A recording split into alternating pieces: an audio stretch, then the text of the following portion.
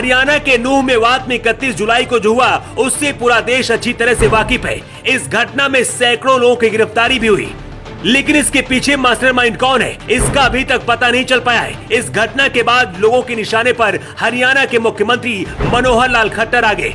हरियाणा सरकार को फेल बताते हुए लोगों ने सीएम खट्टर पर जमकर निशाना साधा, लेकिन इस घटना के 5 दिन बाद मनोहर लाल खट्टर ने ऐसा एक्शन लिया जिसे देखकर अब उनकी तारीफ होनी लाजमी है। मेवात की इस पूरे घटनाक्रम की शुरुआती जांच के बाद आज हरियाणा में सीएम खट्टर का योगी बाबा वाला अवतार देखने को मिला। उत्तर प्रदेश में गुंडे और माफियाओं पर जिस तरह से योगी का बुलडोजर गरजता है, उसी तरह से आज हरियाणा के मेवात में बुलडोजर का एक्शन हुआ तो हर कोई कांप उठा। मेवात में अवैध तरीके से रह रहे रोहिंग्यों पर बुलडोजर गरज उठा।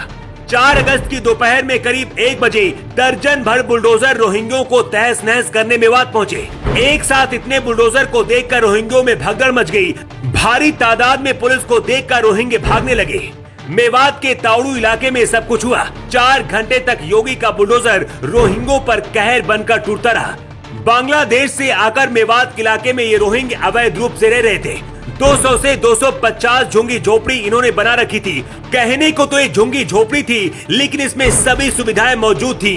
TV, AC, fridge, cooler, washing machine, जरूरत की सभी चीजें इन रोहिंग्यों के पास मौजूद थी। आपको बता दें कि मेवात में हुई घटना के बाद ये रोहिंग्ये पुलिस और सरकार के निशाने पर थे। शुरुआती जांच में ही पता चला कि मेवात के पूरे घटनाक्रम में इन रोहिंग्यों ने बढ़ चढ़कर हिस्सा लिया। इसके बाद इन पर बुलडोजर एक्शन हुआ। इस एक्शन के बाद दूसरे इलाके में रह रहे रोहिंग्यों की भी आंख खुल गई है।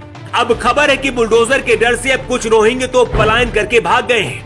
आपको बता दें कि अब तक मेवात के पूरे घटनाक्रम में 93 FIR दर्ज की गई हैं और 176 लोगों को गिरफ्तार किया गया है। मेवात के आसपास के इलाकों में अभी भी धारा 144 लागू है और कर्फ्यू लगा हुआ है। पुलिस की जांच में यह भी सामने आया है कि इस पूरी घटना को एक प्लानिंग के तहत अंजाम दिया गया था और इसके लिए रोहिंग्यों से भी बात की गई थी। हरियाणा सरकार ने रोहिंग्यों पर तो बुलडोजर एक्शन किया ही, इसके साथ साथ नूह के एसपी पर भी गाज गिरी है। नूह के एसपी वरुण सिंगला का सरकार ने तबादला कर दिया है। आपको बता दें कि 31 जुलाई को जब ये घटना हुई तब एसपी वरुण सिंगला छुट्टी पर थे। ड्यूटी पर लौटते ही सरकार ने उन पर बड़ा एक्शन लेते हुए उनका तबादला कर दिया। 5 दिन बीत जाने के बाद पुलिस की माने तो धीरे धीरे हालात सामान्य किए जा रहे हैं और सरकार लगातार मेवात के आसपास के इलाकों में नजर बनाए हुए है। मेवात घटनाक्रम में हरियाणा सरकार का रोहिंग्यों पर ये पहला एक्शन है। आपको बता दें कि ये रोहिंग्ये कई सालों से ताउड़ू में रह रहे थे।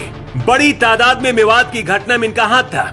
खट्टर सरकार की इस एक्शन की तारीफ अब चारों तरफ हो रही है और इस एक्शन के बाद अब हरियाणा के लोगों को सीएम योगी की याद आ गई है। सूत्रों की माने तो सीएम योगी ने ही खट्टर को फोन करके इन रोहिंग्यों पर एक्शन की बात कही थी। इसके बाद सीएम खट्टर ने बड़े अधिकारियों के साथ प्लानिंग करके इसको अंजाम दिया।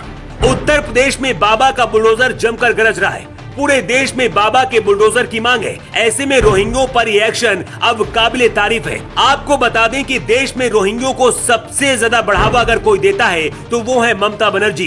जितने भी रोहिंग्ये हिंदुस्तान में आते हैं सब अवैध तरीके से पश्चिम बंगाल होकर आते हैं। ऐसे में 2024 में मोदी सरकार बनने के बाद इनको पश्चिम बंगाल से भी खदेड़ा जाएगा।